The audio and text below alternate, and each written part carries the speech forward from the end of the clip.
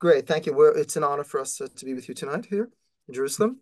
Professor Niall Ferguson is a world-renowned historian, public intellectual, who thankfully does not need introduction to our audience. Good evening, Professor Ferguson. And tonight we'd like Great to to join. pleasure to be with you. Tonight we would like to discuss the place of religion in the public sphere. Given that recently you've made some comments on yourself being a lapsed Christian, a lapsed atheist, and you've become sort of a conspicuously pro-religious voice, a voice positive on religion. Let me begin with an argument and ask your opinion on this argument. In the Bible, where can one discover divinity? So God reveals himself in speech, then written in books, to a man who is in his image. And in Genesis, the image is a male and female. Then to a nation with whom he has relations across history and in a sacred geography. All of these together combine to form a sacred polity. That is my proposition. Now, today, none of this is legitimate. Speech is power, marriage is in decline, the nation and the Holy Land are both forbidden concepts, and therefore Western politics are avowedly secular. So do you support or reject this proposition? In essence, is there a political Christianity today? Well, this is a great question, and I'm going to answer it in a kind of series of steps. Step one is that I think the concept of political Christianity is itself a contradiction in terms, because Christ tells us to distinguish religion from politics in a way that Muhammad does not.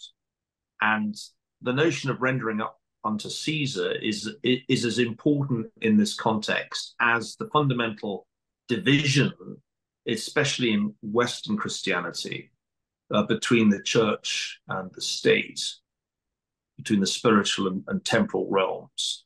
So I would be wary of anybody who said I'm a political Christian, even although that has been a successful formula in some countries. Christian democracy, after all, is one of the ways in which Western Europe repaired itself politically after World War II. So that's my first step. My second step is, as a lapsed atheist, as somebody who was brought up an atheist, not who converted to atheism, but was raised one, I have come to realize that it's extremely difficult to run a society on atheism. And indeed, one of the lessons I learned as a historian more than 10 years ago is that all experiments to base a social and political order on atheism have ended catastrophically. Think of the experiments with a post-Christian or non-Christian order in the French Revolution. Think of the Bolshevik attack on the Russian Orthodox Church. Think of the hostility to Christianity that's characterized Mao's regime and indeed continues to characterize the Chinese Communist Party. So I think the first observation is that societies that are avowedly atheist don't come out well. They tend to be characterized by high levels of political violence, in fact. And then the third step I would take is that it turns out to be quite difficult to run a life, an individual life, or a family life without religion. And I think in particular to raise children without religion is an extraordinarily difficult undertaking. Where does one get the ethical framework from? How do you teach children the difference between good and evil? I mean, you could perhaps make it up from first principles, but it's a lot harder to do that than to introduce them to time-honored ideas of good and evil, time-honored ideas of social and familial order, whether from the Old Testament or from the New. I am a Philo-Semite. That's not a much used term. I'm somebody who reveres Judaism. Let me be more precise.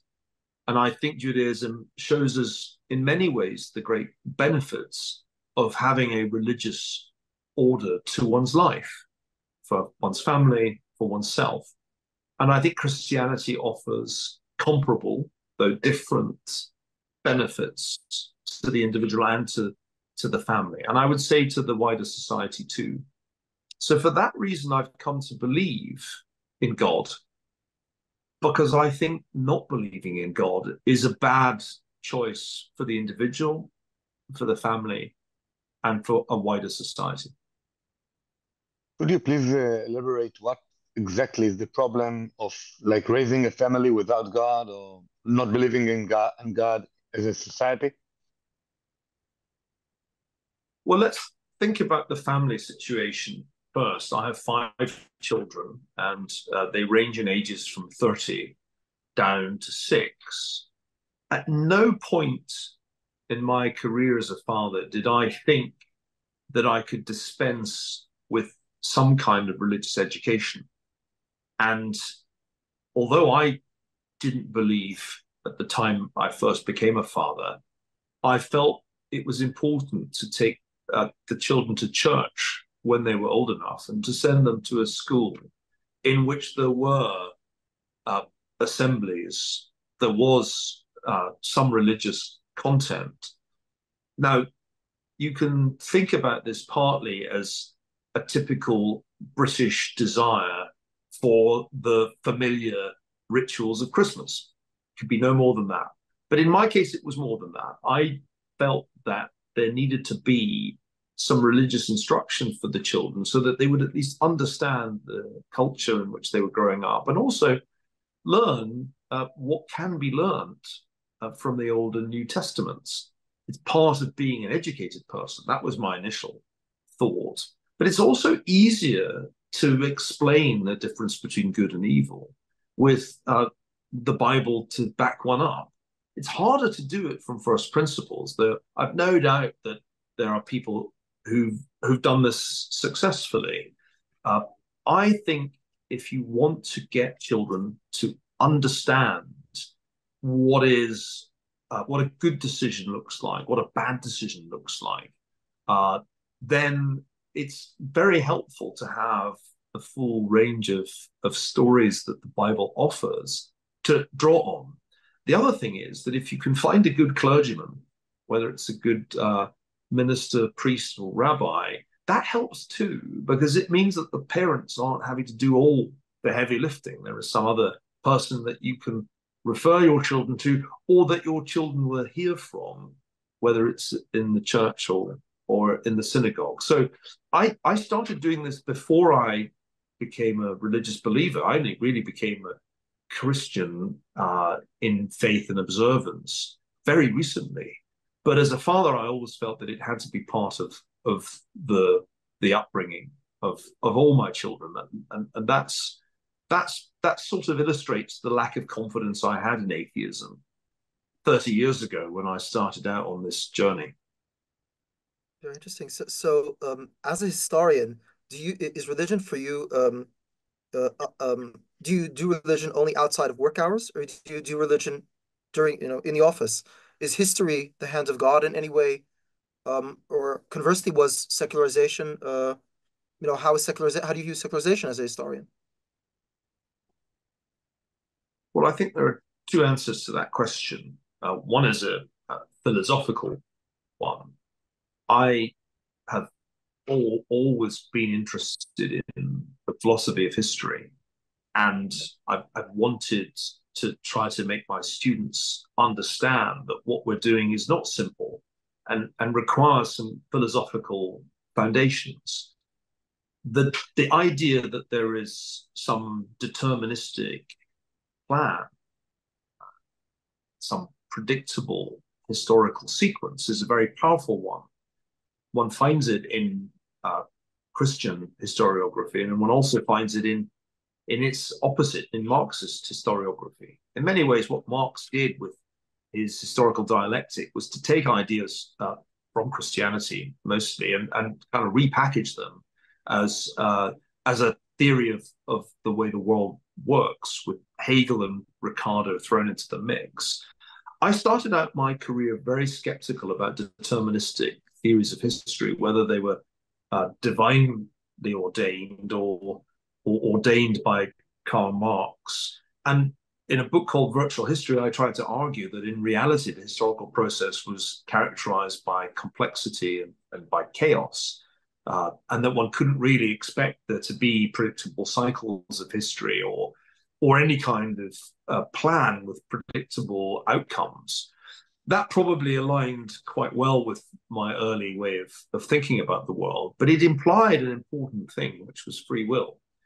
If one dispenses with deterministic models of history, one realizes that the individual does have agency, that free will is not a delusion, as Tolstoy suggests it is at the end of War and Peace, but a reality, and that our individual decisions can have massive consequences in the same way that a butterfly flapping its wings in the Amazonian rainforest can cause a hurricane in distant Texas. So in arguing that we live in a complex and chaotic world, one way of putting this is it's particles with consciousness, so it's even more complex than the natural world.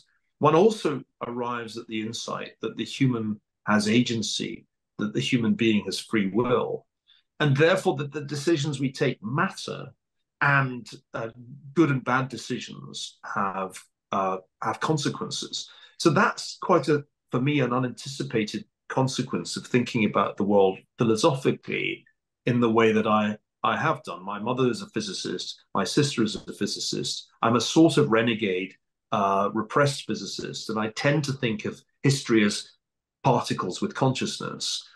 The second point I would make is that when you're contemplating modern history, but one could say the same of ancient history and indeed medieval history, one contemplates a lot of suffering. Indeed, much of the study of the past is the study of calamities, some man-made, some natural. One reads endlessly, it feels like, about human suffering. Books that I've written have tackled the First World War, the Second World War, the Holocaust. I've written a good deal about the Jewish experience in the 19th and 20th centuries. I'm constantly confronting suffering in different times amongst people in different various situations from my own. And it seems to me that as you do that, you have to ask yourself, is it all just randomness and luck? Or can there be some redeeming meaning in the suffering that I'm encountering, that I'm reading about, that I'm reimagining, and that I'm then writing about? And that's the question that I wrestle with much more now than I did early in my career. It's hard to contemplate, for example, the 1970 disaster in what became Bangladesh, but was then East Pakistan, and say to oneself, this is the divine plan at work. There were people who said that about the Irish famine in the 1840s, and we really write very harsh words about those people who said that it was providence, that it was the working of the divine plan that people were starving to death in Ireland. So it's a difficult thing for me to say there must be some divine purpose when millions are starving and children are dying. I'm not there yet. And I've come to the somewhat lame conclusion that we can't understand this divine plan. It's in the nature of our limitations as humans with human consciousness that we can't really understand what God is about, and the attempt to do so is a slightly vainglorious one. Yes, it's fascinating that you took the conversation in this direction, because arguably the most prominent historiographer in the Jewish tradition, Rabbi Moshe Chaim Luzzatto, Ramchal, he dwelled precisely on this question, on how to explain evil across history and square it with monotheism, with God's omnipotence. How does he solve the problem? Because I haven't read his work. Yeah, so it's interesting because he lived a very tragic life in Padua at the 18th century, and it's interesting that in the end, he is first of all he is a fanatical optimist. He was an artist and he wrote plays that are romantic plays, very optimistic character, and in the end he comes to the conclusion that we can only understand so much of what God's plan is until the end of days, until the judgment day. But for him, it was the great mystery of monotheism. Monotheism in essence was not just a numerical proposition of one God versus many. It was being able to show God's hand in everything, even in the most profound forms of evil. That was exactly what the question that preoccupied him. So interesting, and I hope at the end of this you'll send me some readings because it's been a source of disquiet for me that the ancients didn't have to grapple with, because in a polytheistic world, you just assume that the terrible things are happening because the gods are having a fight. But with one God, it gets much harder. So thanks for that reference. Part of my enthusiasm for religion is that I've never tired of educating myself. And as somebody who's been bluffing on both Judaism and Christianity for 60 years, it's about time that I got to be less of a bluffer. So we don't consider you as one. And actually, I'd like to ask you about if the West is in trauma from religion, and if so, when did it start, with trauma of wanting to get far away from religion as possible and building a more secular society? Well, it's of course a feature of modernity that the first sustained questioning of religion was in the Enlightenment, where one saw skepticism going all the way beyond deism into outright unbelief. But that was really the pursuit of relatively few intellectuals who were constrained by the laws of the time from what they could say and write. It's much more meaningful in the later 19th century that followers of Marx can openly disavow religious faith without facing dire consequences. And I think one can therefore trace the institutionalization and spread of unbelief to Marx and the spread of social democracy as a political ideology, which didn't require people to lose their religious faith, but strongly implied that religion was the opium of the masses and that you should probably stop taking that opium. In the 20th century, the more powerful Marxist regimes became, the more sustained the assaults on religious belief. I think it's sometimes forgotten how violently the Bolsheviks went after the church when they were fighting the civil war and establishing their rule throughout the Russian Empire. And so I think the 20th century sees these explicitly godless regimes that are engaged in an explicit war against organized religious observance and faith. The process whereby that seeps into the non-communist world is interesting, because it's partly that it seeps through the academic channel. It's not that every professor is a Marxist, it's just that quite a lot of them are Marxists by the 1930s, 40s, 50s, and 60s. And if you've got Marxists on the faculty, you've certainly got tolerant liberals. And the liberals, who after all hire the Marxists, are often agnostics. That's to say, they don't really have strong religious belief, and they're a bit embarrassed if they have any at all. That's true of Christian liberals and Jewish liberals, who I think are accessories to this process of secularization that we're talking about. Then, of course, you just have the changes in the life of ordinary people who don't necessarily go to university or even read books, but are catapulted from villages into cities. And the transition from the village to the city is one that allows a significant unmooring. You couldn't not go to church in a village in Europe. It was a sure way to get yourself identified as an outcast, perhaps even a witch.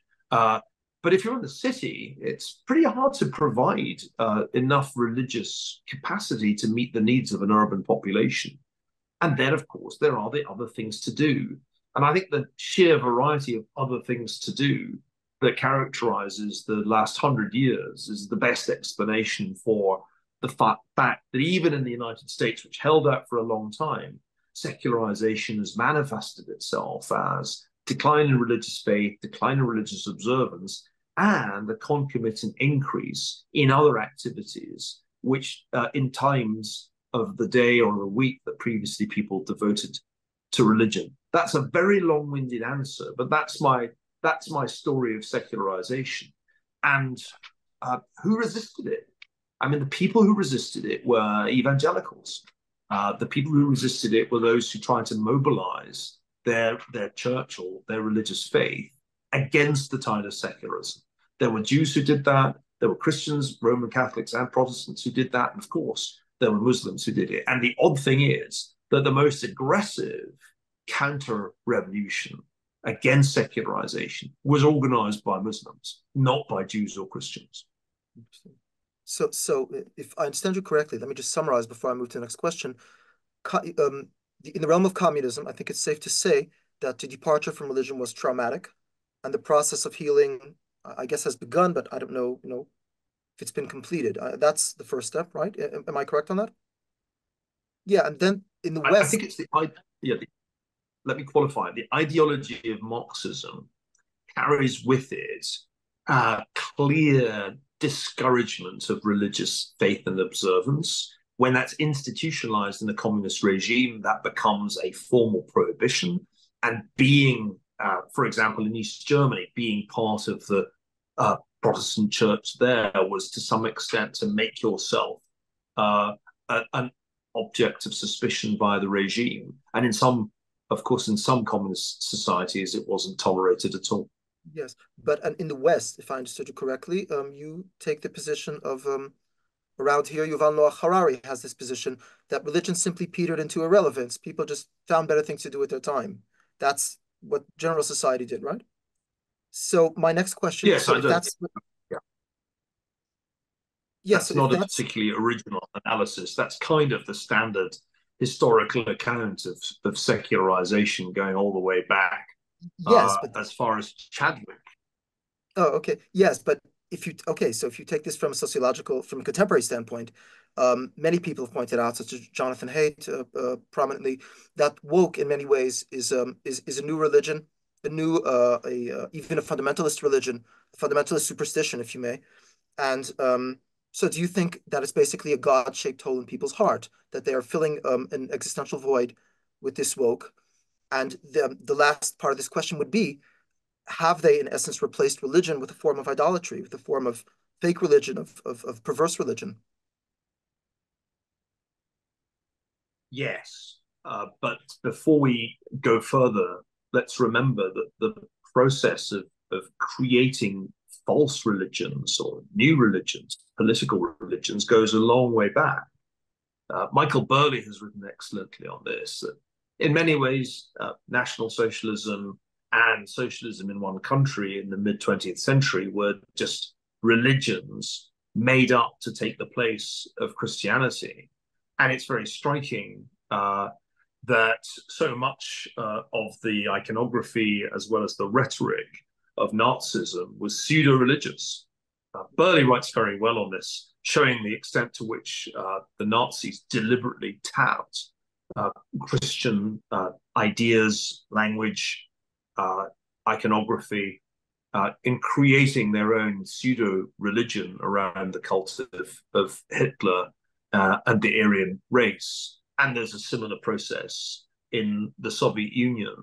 So it turns out that from the minute that men tried to discard religion, they almost immediately embrace some new religion, which they dignify as a political ideology to make themselves feel better.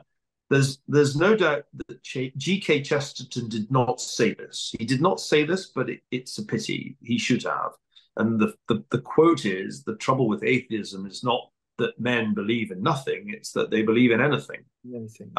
So this is, I think, a kind of clear leitmotif over 100 years. And wokeism is just the latest version of this. Now, wokeism is recognizably a kind of religion, a pseudo-religion, because it has all the kind of trappings of a cult. You have a different kind of language that normal people don't use. You engage in strange rituals like announcing your pronouns, and you use different rituals to reinforce the membership of the cult.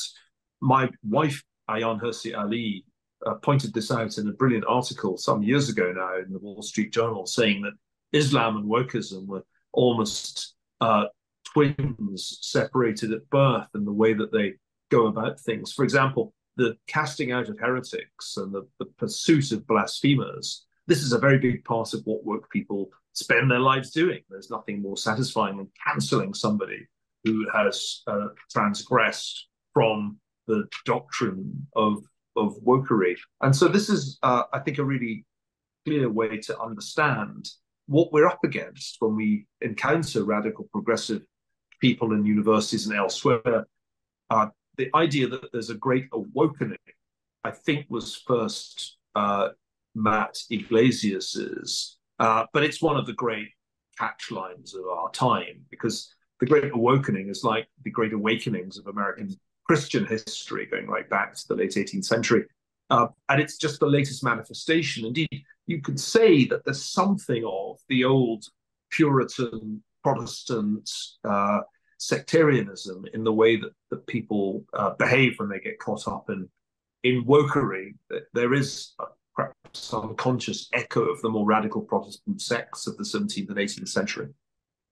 But to me, just 1 second, Tamir. To me, the surprising part, the astounding part of the proposition of the Red-Green Alliance is the green side, because in essence, if you look at if you take the most radical forms of political Islam, if it's ISIS or Hamas, these people are in essence it's a death cult, kind of biblical Molech. It's even worse. They're actually sacrificing not their own children, but other people's children. They're abusing not their own women, but other people's women.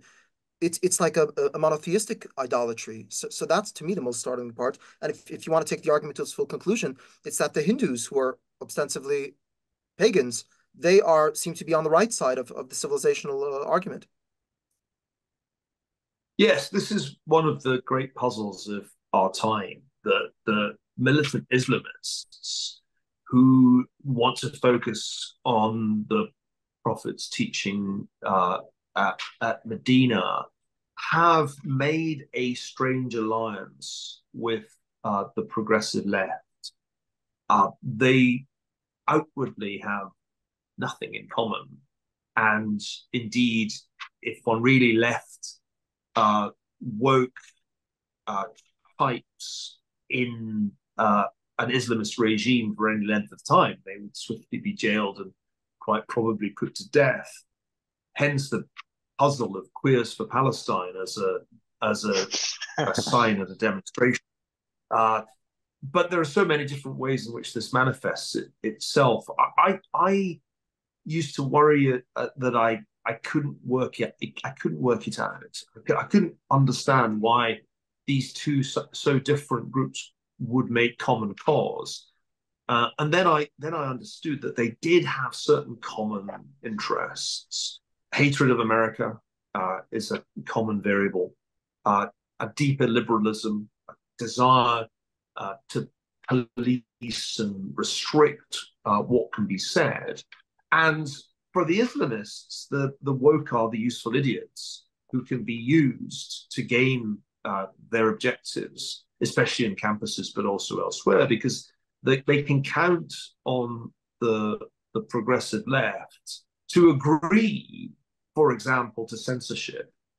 They can count on the progressive left to say, whenever there's an Islamist terrorist attack, that we should really be worried about the right-wing backlash to the attack and not about the attack itself. So there's actually quite a bit of common ground there, but it's clear who's using whom, I think, and it's also clear what the fate would be of woke progressives who inadvertently brought a Sharia regime to power where they lived, just as the left in Iran didn't understand what would happen to them when they made a common cause with Khomeini.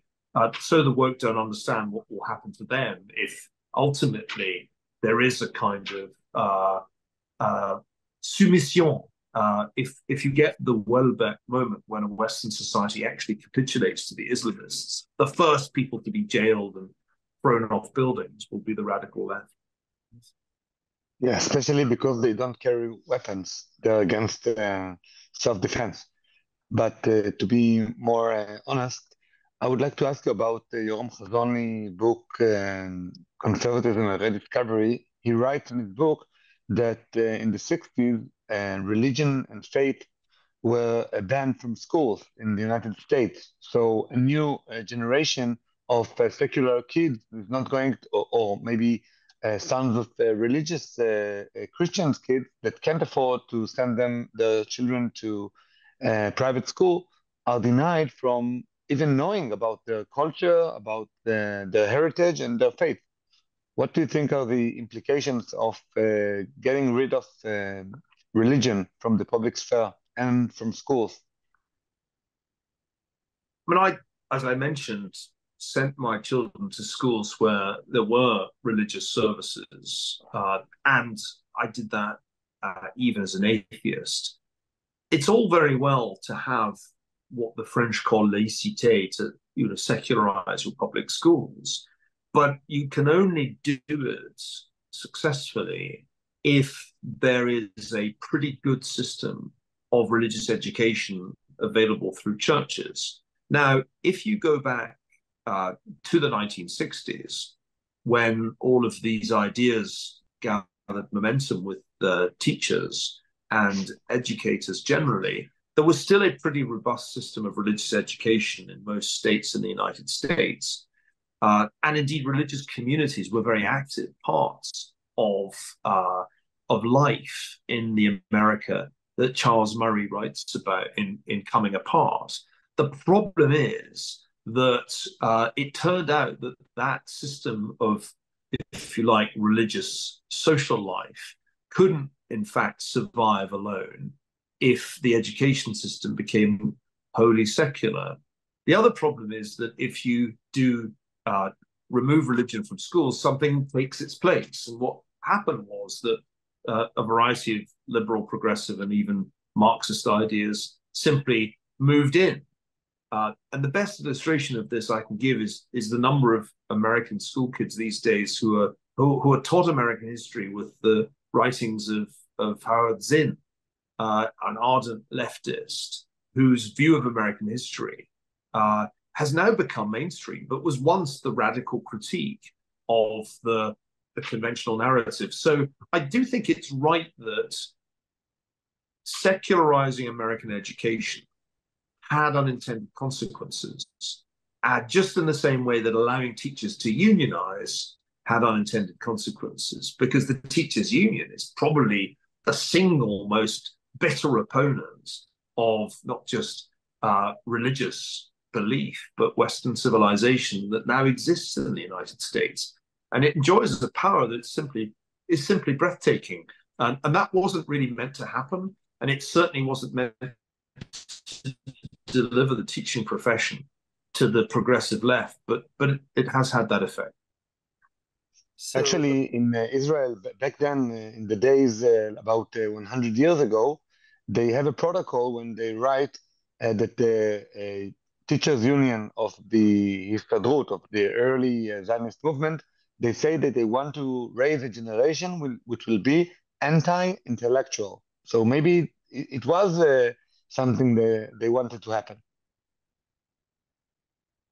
Yes, I think many of the ideas of 100 years ago turned out to be very bad ideas indeed. And, the list is long. It's funny, if we had a time machine and we went back to 1924, we'd be astounded to find that all the leading intellectuals were convinced believers in eugenics. And it was a very, very bad time for good ideas, the 1920s, and a great time for bad ideas. Yeah, well, you are now you're a co-founder of a new university at Austin, Texas, which I believe has just begun. It's beginning in this semester, opening the first, yes? So The congratulations. first We wish you. students will arrive on September the 9th, where we'll begin the first academic year of the new university, 3 years after we had the idea, which is a pretty quick turnaround for a new Well, college. Mazal Tov, we wish you a great success. We think there's a lot depending on your success. So I want to ask you if you discussed education and secularized and forced secularization in education. Universities used to be religious institutions, and what will be done different at Austin University? You're getting some very bright young students who want something different. What will you give them different? Well, we have taken the decision not to have any religious affiliation. There are Christian universities, Hillsdale, for example. We want to be able to attract Christian, Jewish, Muslim, Hindu students. We really want to have as broad a range of students from that point of view as possible. So it's not going to have the University of Austin Chapel, excuse me, as it would if we were founding it in the 15th century in Oxford or Cambridge. And I think that's the only way really to do it. And therefore we must make it easy for our students to go to worship as they wish. And we will certainly be making sure that that's possible. The university's goal is to permit the fearless pursuit of truth, not just to permit it, but to encourage it. We are an institution with a constitutional commitment to academic freedom. You will pursue truth wherever the path leads you, and to meritocracy. We will make our decisions about admissions, about hiring and promoting on the basis of academic potential and performance, not on the basis of race or religion. So we're consciously building a structure somewhat like that of the United States itself. And indeed, when I sat down to draw up a constitution for the University of Austin, the first thing I did was to start with the Constitution of the United States and adapt whatever I could from that constitution to the needs of the new university. So that's our role model. And therefore, we've adopted essentially the US concept that there should not be an ordered a college religion. Very interesting. So let me just ask, one of the biggest questions that I can, since universities, try to get to the deepest, introduce their students to the deepest questions they can. We're talking about civilization. Let me talk about inter-civilizational dialogue, because in ancient times it was not really possible. You could have Ibn Khaldun or Marco Polo traveling the world and writing and bringing back artifacts, but a large-scale inter-civilizational dialogue was not really possible. I could never, until very recently, I could never read in the same day a current newspaper from South America and India and China all in the same day, or travel to these places extensively. So, do you think the United States Constitution is a constitution of one civilization? Do you think that now we can work on civilizational dialogue, or never the twain shall meet? We absolutely need to make sure that the civilizations meet. Part of the characteristic feature of a civilization is that it has rather blurred edges and is not a homogeneous thing at all. So in the way in which we have set up the intellectual foundations program for our first year students, they read not only from the literature and science of the Western world, but they also will be reading from other civilizations. We skew towards the Judeo-Christian tradition because we are, I think, consciously an institution committed to the ideals of Western civilization, because it was Western civilization that came up with the idea that one should pursue truth fearlessly, and that the purpose of a university should in fact be the acquisition of knowledge with minimal restraints. But we want our students to understand Islam. We want them to have some grasp, for example, of the Confucian tradition, which of course has influenced the lives of slightly less than a fifth now of humanity. And I think the ideal undergraduate education is capable of reaching between civilizations in just the same way that the great Enlightenment thinkers tried all the time to think outside their civilizational lanes. It's amazing that people like Adam Smith or Adam Ferguson wrote about China. They'd never been to China. Montesquieu has the same relationship to Persia. Everybody's trying to understand. Excuse me, we saw. I mean, I just wanted to interject. We saw where that led James Mill. But this is part of what makes the Enlightenment interesting. Excuse me. So I think what's fascinating about the modern period is that essentially the Western or Judeo-Christian ideas that were deeply rooted in Europe go abroad, and they go abroad partly to build empires, partly to engage in missionary activity, partly to do scientific research. But these encounters between West and East are absolutely crucial in the whole process that we think of as modernization. And so any university that wants to help people understand where they've come from and where they may go to has to capture that reality. And that doesn't mean just getting people to read Edward Said, because I don't think Orientalism is the kind of book that I want the students to attach too much importance to. I do want them to understand, though, that a great deal of what emerges in the 20th century and is recognizably the modern world is the result not of a hermetically sealed Western civilization, but rather the result of encounters between the West and the rest, or the West and the East. That's been a recurrent theme of my work going back to the book Civilization, and the course that I taught at Harvard with Maya Jasanoff many years ago now, in which we essentially gave Western global history as a series of encounters, a series of microcosmic encounters between the West and the non-West. That's fascinating, because the way it's usually explained is Huntington seeing the clash of civilizations merely as a problem, not as a solution. It was never something that could be solved through polite dialogue. I disagreed with that book from the moment of its publication and tried to show that most of the conflicts of certainly the modern era are within civilizations, not between them, and that civilizations, unlike empires, have these very blurred edges. And much of what makes a civilization creative usually comes from importing knowledge, literature, art from another civilization. The bagpipes are a musical instrument associated with Scotland, where I come from, but they originated, of course, in the Holy Land and were brought back from the Crusades and adopted to use on the Celtic periphery. I think the historian who does his job right understands that civilizations are more likely to fuse than to clash, and that most conflicts arise from the narcissism of small differences rather than from profound civilizational cleavages. Ultimately, what is the Renaissance after all?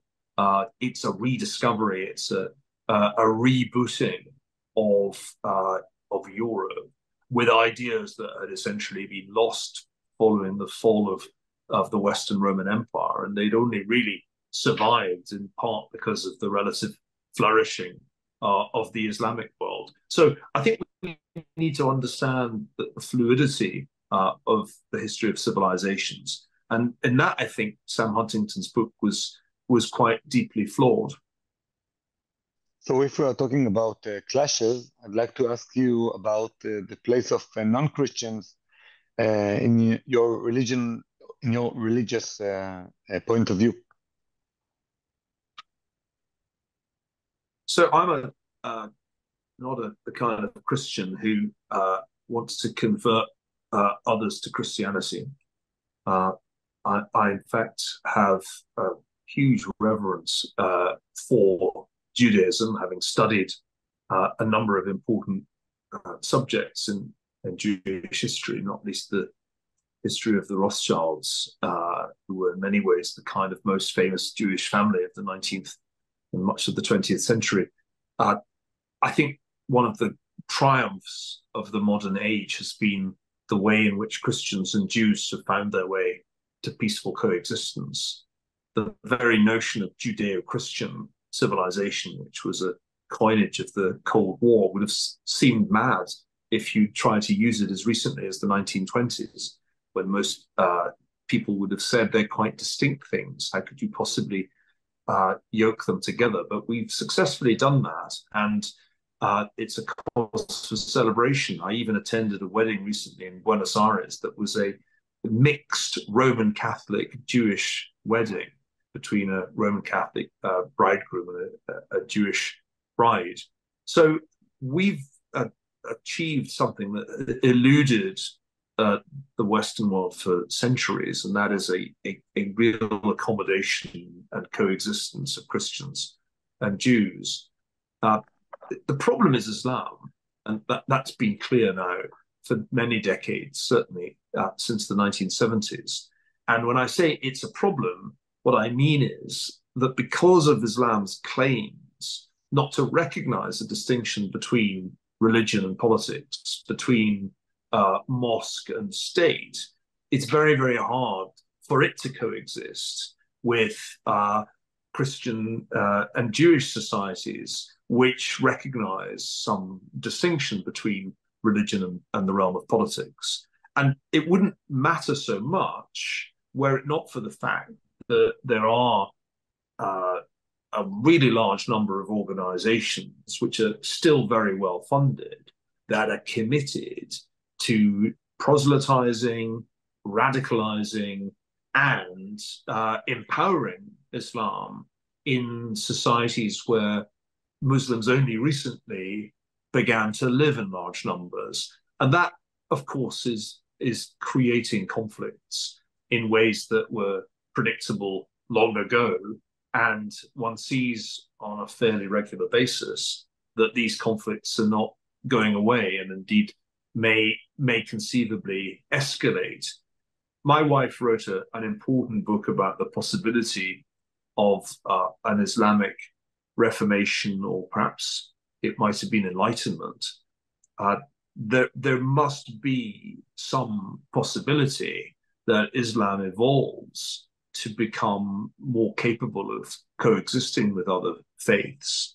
Perhaps it's just a matter of time, or perhaps the underlying operating system just won't admit of that. We don't know. There are Muslim reformers in numbers that one didn't really see before. And I think if you asked her, she would say that relative to 10 years ago, there has been real progress, particularly because in the Gulf, as well as in Egypt, there's been an understanding that you can't, in fact, have give too much ground to the Islamists that actually undo the established order in Muslim majority countries.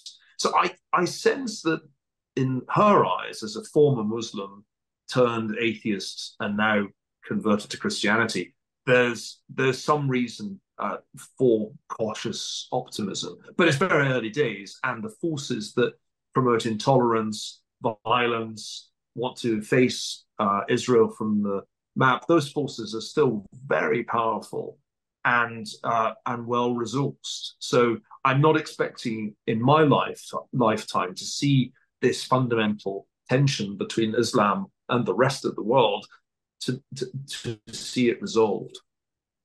So if I may add a closing remark before I take two brief questions from the audience.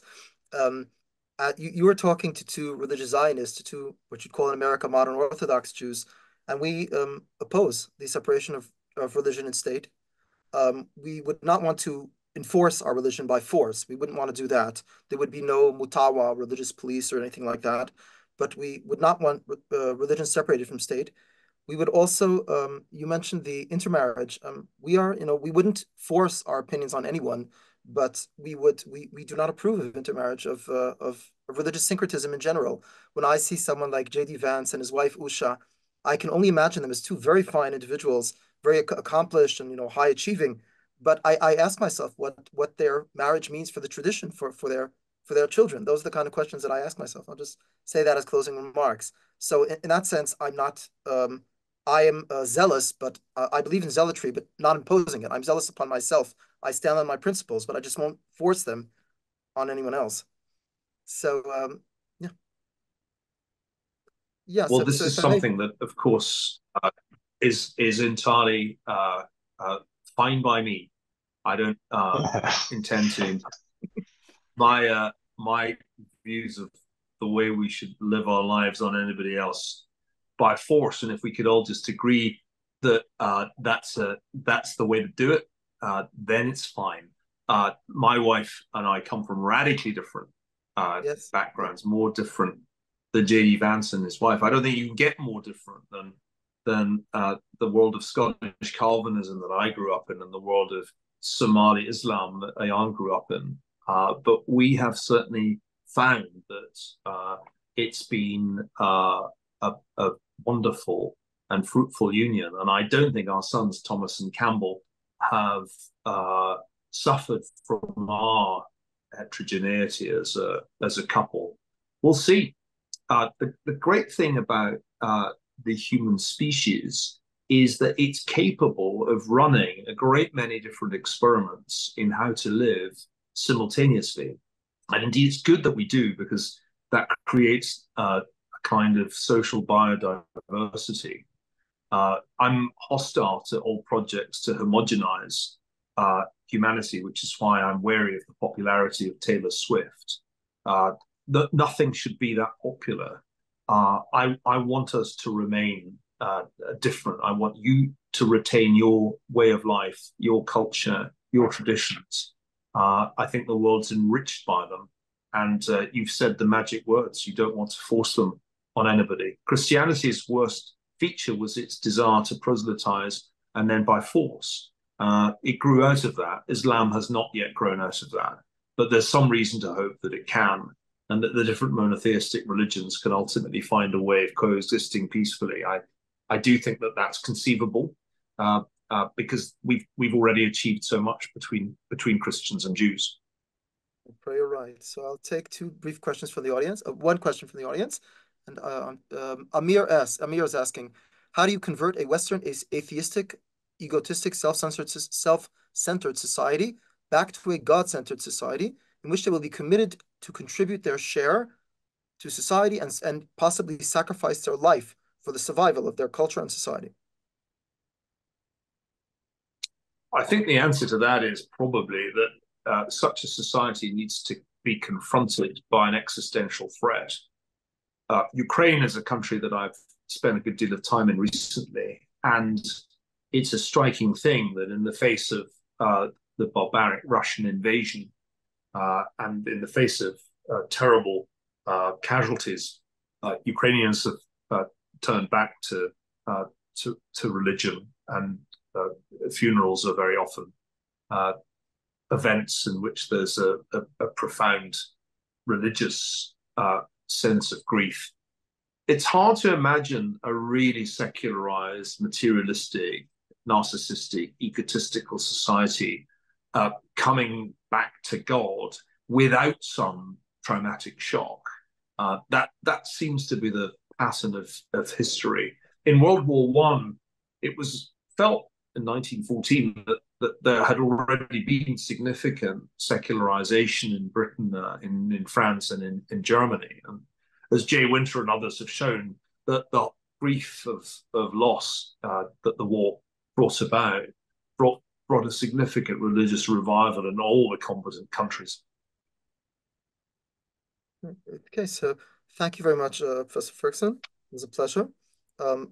We will give the audience a link to your wife's book on reforming Islam. If I can remember the name, I do remember it's available online in PDF form. Thank you very much for your time. It was a pleasure.